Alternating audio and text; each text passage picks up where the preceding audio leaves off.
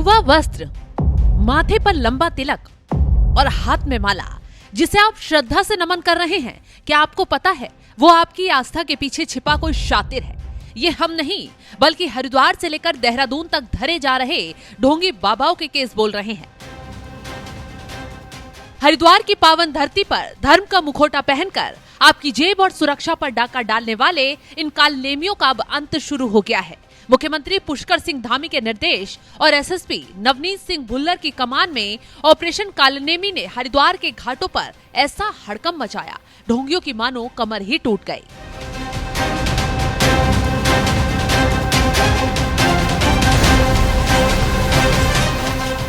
हरिद्वार, जहां देश दुनिया के लाखों श्रद्धालु अपनी मुरादें लेकर अटूट आस्था के साथ गंगा मैया की शरण में आते हैं, लेकिन इसी भीड़ का फायदा उठाकर कुछ ऐसे बहरूपी सक्रिय हो गए हैं जिन्होंने आस्था को धंधा बना लिया है।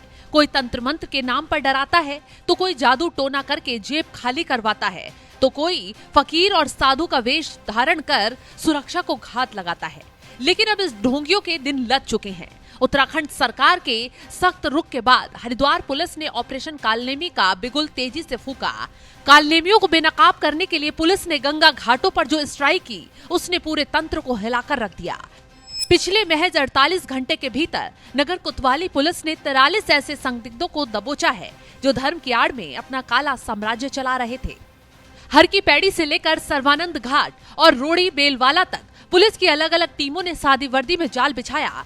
कार्रवाई इतनी अचानक और सटीक थी कि इन बहरूपियों को भागने का मौका ही नहीं मिला।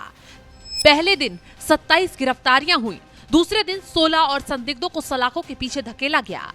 ये वो लोग हैं जो बिना किसी वैध पहचान पत्र के घाटों पर डेरा जमाए बैठे थे। इनका असली मकसद आशीर्वाद देना नहीं, बल्कि श्रद्धालुओं की कमजोरी भांपकर उन्हें ठगना था। नगर कोतवाली प्रभारी रितेश शाह की टीम ने जब इनकी तलाशी ली तो इनके रिकॉर्ड खंगाले गए। चौंकाने वाली जानकारियां सामने आई। पुलिस अब इन सभी के फिंगरप्रिंट्स ले रही है, इनके आपराधिक इतिहास का डेटा बेस तैयार कर रही है।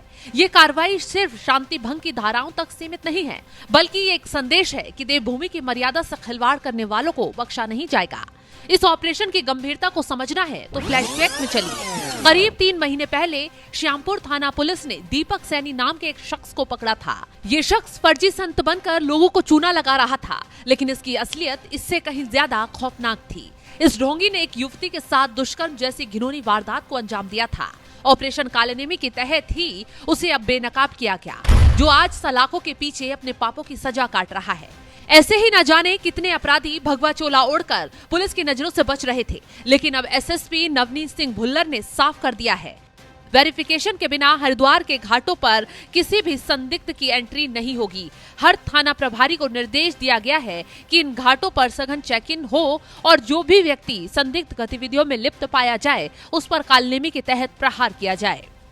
दरअसल उत्तराखंड में मुख्यमंत्री पुष्कर सिंह धामी का विजन साफ है कि उत्तराखंड की शांति और धर्म नगरी की पवित्रता पर आंच नहीं आने दी जाएगी।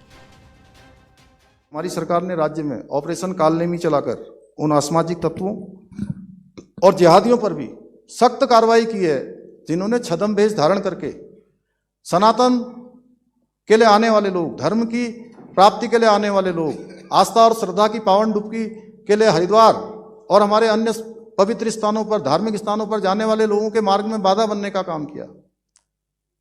नाम बदलकर, वेश बदलकर, अपनी पहचान छुपाकर वो लोगों को भरमाने का काम करते हैं, उनकी भावनाओं को आहत करने का काम करते हैं, समाज में भ्रम फैलाने का कार्य। हमने ऐसे विधर्मियों और घुसपैठियों को देवभूमि उत्तराखंड में हमने कहा हम किसी भी स्थिति में उनको बर्दाश्त नहीं करेंगे, हम उन्हें वहीं पहुंचाकर दम लेंगे जहां से वो आए हुए हैं। ये अभियान महज एक शुरुआत है, क्योंकि जब तक एक भी बहरूपिया आस्था के नाम पर लोगों को चोट पहुंचा रहा है, तब तक ऑपरेशन कालनेमी की तलवार इन ढोंगियों की गर्दन पर लटकती रहेगी। तो ऐसे में सावधान रहिए, क्योंकि हर तिलक लगाने वाला संत नहीं होता। हरिद्वार पुलिस अपनी कार्रवाई कर रही है, लेकिन आपकी जागरूकता ही इन ठगों का सबसे बड़ा काल है।